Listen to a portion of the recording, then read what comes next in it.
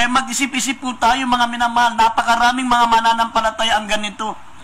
Yung kanilang spiritual blessing, yung kaligtasan, yung katubusan ng kanilang mga kasalanan, yung kaligtasan at buhay na walang hanggan, ipinagpapalit nila sa mga material na bagay. Ipinagpapalit nila sa trabaho. Meron nga, maminamahal, ipinagpapalit pa sa mga boyfriend, girlfriend. Hindi baling mawala sila sa Diyos dahil sa lalaki. Hindi baling mawala sila sa Diyos dahil sa babae. Hindi baling maminamahal na sila po hindi makapagpatuloy maglingkod sa Diyos dahil sa propesyon. Tandaan po natin, katulad lang yan ng isang platong pagkain. Mga minamahal, napakalaga na bigyan natin ng importansya ang kaligtasan, higit na dapat natin bigyan ng importansya, mga minamahal, yung pong buhay na walang hanggan sa piling ng Diyos. May mga mananampalataya, pag iniwan na sila ng kalang kasintahan, iniwan na sila ng kalang asawa, parang gumuhuna, maminamahal, ang daigdig sa kanila. Parang pinagsaklob sila ng langit at lupa. Ayaw na nilang maglingkod sa Diyos, parang ayaw na nilang mag-move on. Hindi nila alam, mga minamahal, tandaan natin, ang mahal na Panginoon, siya na ang lahat sa atin. Amen. Sabi, in Him, we are complete. Sabi ng Colossians chapter 2 verse 10, sa Panginoon, maminamahal sa ating dakilang Diyos, in Him, we are complete. Kompleto na tayo. Nasa atin ang lahat sapagkat ang ating pinakamamahal na Panginoon, ang ating Diyos, maminamahal, siya po'y pinagmumulan ng lahat ng bagay. Right. Siya po ang ating kayamanan, siya ang ating karunungan, siya ang ating kaalaman. Sabi pa na Isaiah 54 verse 5, siya rin ang ating asawa. Amen. Pag nasa iyo ang mahal na Panginoon, nasa iyo na lahat, mga minamahal. Ang lahat ng bagay dito sa lupa, kayamanan, alas, sasakyan, asawa, o mga bagay, mga minamahal dito sa lupa, yan po'y katulad lang ng isang mangkok na pagkain. Yan po'y, sabi nga ng banal na kasulatan, minamahal ng Diyos, maminamahal, yung pong mas pinagsusumikapan, yung pong eternal blessing rather than temporal blessing. Sabi na 2 Korinto 4:18, sapagkat maminamahal ang mga bagay na nakikita ay pansamantala, ngunit ang mga bagay na hindi nakikita ay magpakailanman. Lahat na nakikita, maminamahal, walang forever sa nakikita. Lahat na nakikita ay may katapusan. Sabi na 2 Corinthians chapter 4 verse 18, basahin po natin, at mamaya idagdag natin sandali yung Isaiah 54 verse 5. May mga mananampalataya kasi ipinagpapalit ang Diyos dahil sa lalaki, dahil sa asawa, dahil sa kasintahan. Mayroong mga mang-aawit, iiwanan ng pagiging mga-awit dahil sa lalaki. Akala mo mauubusan ng lalaki. Diyan nagagalit ang Diyos, maminamahal. Ginagawa nating chip lang yung kaligtasan. Parang nakatanggap lang tayo ng isang boteng bagoong. Ayaw ng Diyos, maminamahal, yung mga ganun tao. Kaya nga, sabi ng Biblia, kinapuutan ko si Esau at inibig ko si Jacob. Bakit? Sapagkat si Jacob po, maminamahal, gagawin niyan lahat alang-alang sa espiritual na pagpapala. Pero ito pong si Esau, dahil sa mangkok na pagkain, maminamahal, ipinagpapalit niya ang kanyang kaligtasan. Sabi rito, 2 Corinthians 4:18, dito po, maminamahal, mamaya sundan natin sa Isaiah 54 verse 5, ang mahal na Panginoon mismo, asawa po natin yan. Siya nang lahat sa atin. Siya ang kinatataguan ng kayamanan at ng kaalaman at karunungan. Siya po, maminamahal, ang ilaw ng sanlibutan. Siya po, maminamahal, ang tubig ng buhay. Siya po ang bread of life. Amen. Siya po, maminamahal, ang ating tagapagligtas. Ibig sabihin, in Him, we are complete. Sa Diyos, kompleto ka na, maminamahal. Taglay mo na lahat. Habang nananatili sa iyo ang Diyos, ikaw na ang pinakamapalad na tao sa balat ng lupa. Amen. Pero kahit mayaman ka, nasa iyo na lahat ng bagay, pag wala kang Diyos, maminamahal, ikaw ang pinakamiserableng tao sa ibabaw ng lupa. Kaya basahin po natin ang mga talatang ito, maminamahal, kindly. Dito po sa aklat ng ikalawang mga taga-Korinto, kabanatay 4, talatay 18. Samantalang kami ay nagsisitingin, hindi sa mga bagay na nakikita, kundi sa mga bagay na hindi nakikita. Sapagkat ang mga bagay na nakikita ay may katapusan, datapot ang mga bagay na hindi nakikita ay walang hanggan. Dito sa Isaiah, kabanatang 54, talatay 5. Sabi dito, Isaiah 54:5, sapagkat ang may lalang sa iyo ay iyong asawa, ang Panginoon ng mahukbo ay kanyang pangalan, at ang banal ng Israel ay iyong manunubos, ang Diyos ng buong lupa, tatawagin siya. Amen. Ang Diyos natin ay Diyos ng buong lupa. Ibig sabihin, lahat ng mga bagay nandito sa lupa, maminamag, pag ikaw ay naglilingkod sa Diyos, lahat ng mga bagay dito sa lupa ay parang nasa iyo na rin. Sapagkat ang Diyos maminamahal ay ating asawa, at ang Diyos maminamahal ay Diyos ng buong lupa. Kaya sinabi ng banal na kasulatan, maminamahal, kung mababasa po natin ng Hebrews 12:15 up to 17, sabi rito, maminamahal, napakaingatan na baka sino man ay hindi makaabot sa biyaya ng Diyos. Baka kayo'y bagabagin ng anumang ugat ng kapaitan na sumisibol, dahil dito'y mahawa ang marami. Baka magkaroon ng sino man sa inyo na mapakiapid, mapaglapastangan gaya ni Esau, na sa isang pinggang pagkain ay ipinagbili ang kanyang sariling pagkapanganay. Sa talatan 17 ng Hebrews 12, sabi, sapagkat nalalaman nyo na bagamat pagkatapos na ninanasan niya magmana ng pagpapala, ay siya'y itinakwil, sapagkat wala na siyang masumpungang pagkakataon ng pagsisisi sa kanyang ama, bagamat pinagsisikapan niyang mapilit na lumuluha. Ipinagbili niya, maminamahal, ang kanyang pagkapanganay sa isang mangkok na pagkain, sa isang pinggang pagkain. Yan po, maminamahal, diyan po nagagalit ang Diyos sa mga mananampalataya, maminamahal, na ginagawa pong profane ang kaligtasan. Ibig sabihin, ginagawan cheap. Parang napakaliit lang na bagay ang tinanggap mo sa Diyos. Parang hindi ka pa masaya na ikaw ay Kristiyano. Parang hindi ka pa masaya na ikaw ay tagapagmana ng buhay na walang hanggan sa piling ng Diyos. Kaya ang tawag dito ng banal na kasulatan, maminamahal, sa Philippians chapter 3 verse 18 hanggang 20, maminamahal, sa mga ganitong Kristiyano, yan po yung mga Christian, na naglilingkod sa kalang sariling tiyan at hindi kay Kristo. Sabi ng Philippians 3:18 up to 20, kindly basahin natin. Pilipos, Kabanatay 3, ang talatay 18 hanggang 20. Sapagkat marami ang mga nagsisilakad na siyang madalas na aking sinabi sa inyo. At ngayon, sinasabi ko sa inyo na may pag-iyak, na sila ang mga kaaway ng krus ni Kristo, na ang kanilang kahinatnan ay ang kapamakan, na ang kanilang Diyos ay ang tiyan, at ang kanilang kapurihan ay nasa kanilang kahiyan, na nag-iisip ng mga bagay na ukol sa lupa. Talatang 20, sapagkat ang ating pagkamamamayan ay nasa langit, mula doon ay inihintay naman natin ang tagapagligtas, ang Panginoong Hesukristo. Amen. Tandaan po natin yan, mga minamahal. Sinabi ng banal na kasulatan, dapat lagi pong naka-mindset sa atin, ang ating pagkamamayan ay makalangit. Tayo po'y tagalangit, mga minamahal. Pag ikaw ay naglilingkod sa ating pinakamamahal na Panginoon, nasa iyo na lahat. Nakuha mo na lahat. Ang ating pinakamamahal na Panginoon, siya po ay everything. Sabi, in Him we are complete. Kompleto ka na, meron ka ng asawa, meron ka ng kasintahan, meron ka ng ari-arian, meron ka ng mansyon, meron ka ng karunungan, meron ka ng lahat ng mga bagay na kailangan ng tao sa mundo, meron ka na. Amen. Sapagat ang Diyos, maminamahal, ang pinagmumulan ng lahat ng bagay. Dito po, mababasa rin natin sa Roma Kapitulo 9, sabi po rito, mga minamahal, kaya nga, kinaawaan ng Diyos ang kanyang mga dapat kaawaan at kinasusuklaman ang mga dapat niyang kasuklaman. Kinasuklaman niya, maminamahal, si Esau, sapagkat hindi niya binigyan ng pansin ang spiritual na bagay, yung kanyang pagkapanganay na simbolo ng pagpapalang spiritual. Pero, maminamahal, iniibig ng Diyos ang mga nagpapahalaga. Maminamahal, nagiging paborito ng Diyos ang mga Kristiyanong spiritualistic. Yung nag-iisip ng mga bagay na nasa itaas ng langit, na kinaroroonan ni Kristo. Yung pong spiritual, yung iniisip nila, mga minamahal, ay yung kaligtasan, yung buhay na walang hanggan.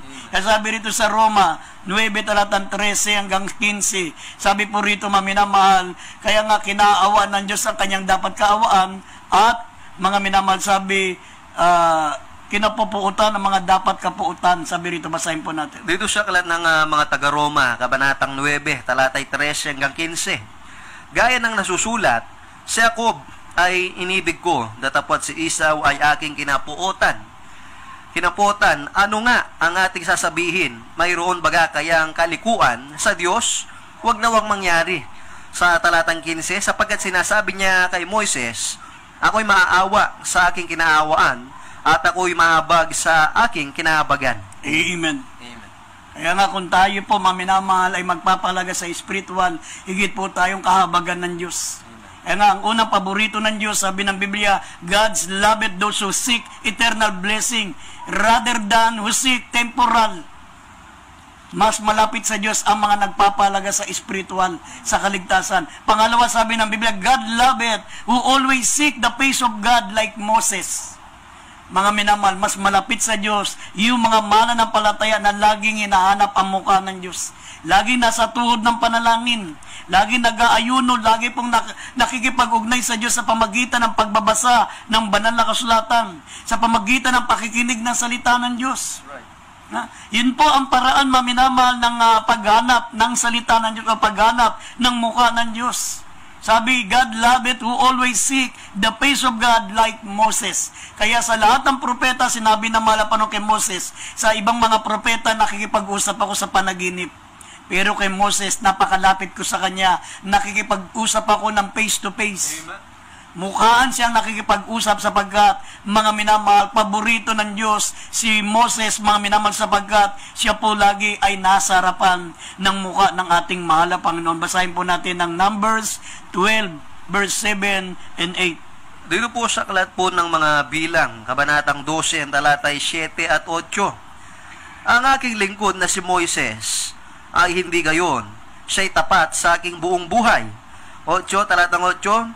Sa kanya ay makikipag-usap ako ng bibig sa bibig, ng maliwanag at hindi malabong salitaan, at ang anyo ng Panginoon ay kanyang makikita. Bakit nga hindi kayo natakot na magsalita laban sa aking lingkod, laban kay Moises? Amen. Amen. Amen. Mga minamahal, sa lahat ng mga propeta noon hanggang sa ngayon, mga minamahal, walang makahigit kay Moses, sapagkat si Moses po, mga minamahal, ay laging hinahanap ang mukha ng Diyos. Siya po, maminamal, ay laging nasa tuhod ng panalangin, laging nag-aayuno. Sabi nga ng Deuteronomy chapter 9, verse 9 and verse 18, sabi po rito, nang ako'y sumampa sa bundok upang tanggapin ang bato o tapyas na bato sa makatwid bagay, ang tapyas ng tipan na ginawa ng Panginoon sa inyo, ay natira ako sa bundok ng 40 araw at 40 gabi na hindi kumakain at hindi umiinom ng tubig. Nag-aayuno siya ng 40 days and 40 nights. Sabi pa sa verse 18, maminamahal ng Deuteronomy chapter 9, sabi, at ako'y nagpatira pa sa harapan ng Panginoon, gaya ng una, na 40 araw at 40 gabi, hindi ako kumakain ni umiinom ng tubig, dahil sa inyong kasalanan na inyong ipinagkasala sa paggawa nyo na masama sa paningin ng Panginoon, na minungkahin nyo siya sa galit. Mga minamahal, yan po ang dahilan bakit laging malapit maminamal sa Diyos, ito pong si Moses. God loveth who always seek the face of God like Moses. Amen. Yan din po ang sekreto ng aming beloved pastor, maminamahal. Ang aming beloved pastor, bihira mong maminamal makausap. Hindi mo po, mga minamahal, hindi mo makausap na masinsinan. Kahit ang kanyang pamilya, ang aming beloved assistant pastor, halos hindi niya makausap. Sa buong maghapon ng aming beloved pastor, pati ang kanyang mga anak, mga beloved children, halos mga minamal, hindi na nakakausap ng kanyang mga pamilya, ng kanyang pamilya, ng kanyang mga anak, ang aming beloved pastor, dahil lagi nasa tuhod ng panalangin. Lagi siya nag-aayuno, lagi po nagpupuri.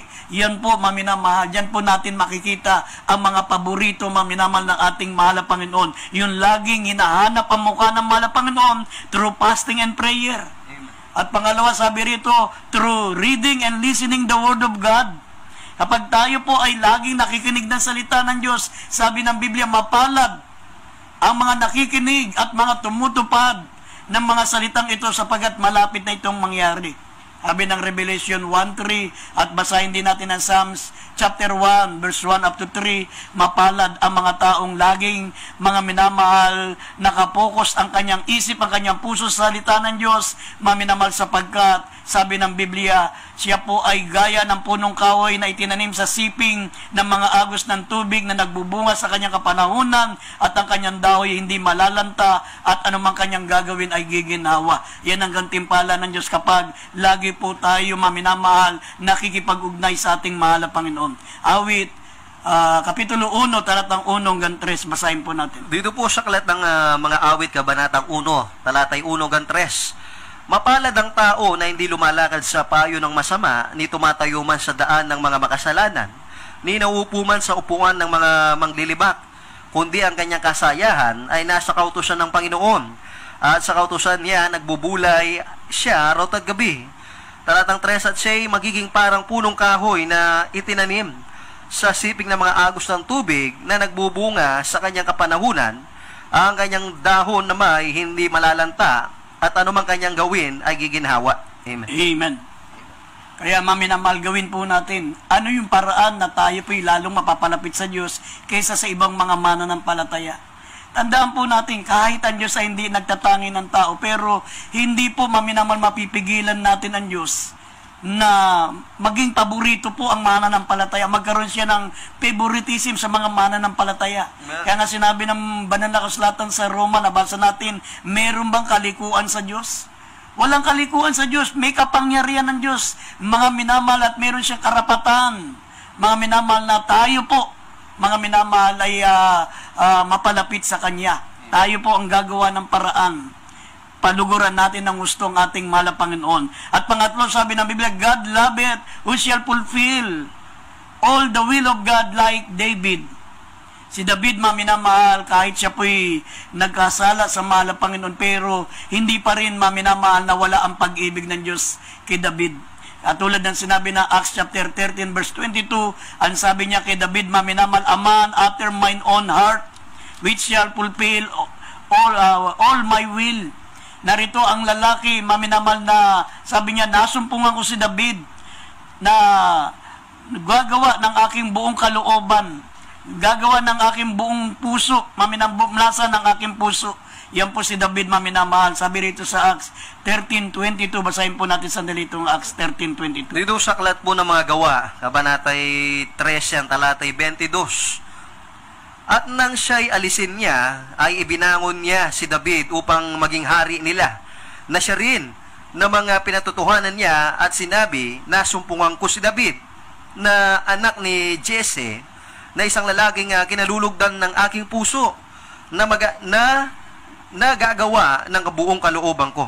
Amen. Amen. Sabi, maminamahal, a man after mine own heart, which shall fulfill all my will. Amen. Yan po, maminamahal, hindi nagbago ang pagtingin ng Diyos kay David, maminamahal, kahit nang siya po ay nahulog sa kasalanan. Kahit siya po, maminamahal, ay pinarusahan ng Diyos, nakatikim ng tinatawag na consequences, pero hindi pa rin naalis, maminamahal, ang pag-ibig ng Diyos kay David. Amen. Sinabi niya, maminamahal, narito, nasumpong ako si David, na anak ni Jesse, na isang lalaking kinalulugdan ng aking puso, na gagawa ng aking buong kalooban.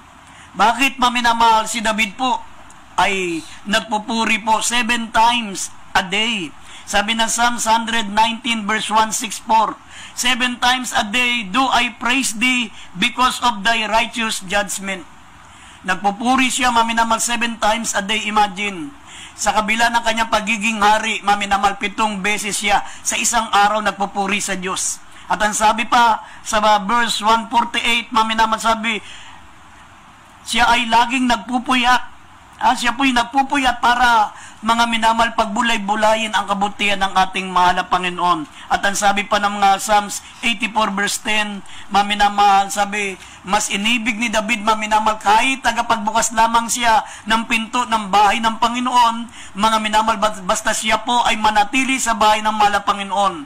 Sapagat ang manatili sa bahay ng mahal na Panginoon ay katumbas ng 1,000 taon sa lugar, maminamahal, ng lugar ng mga makasalanan.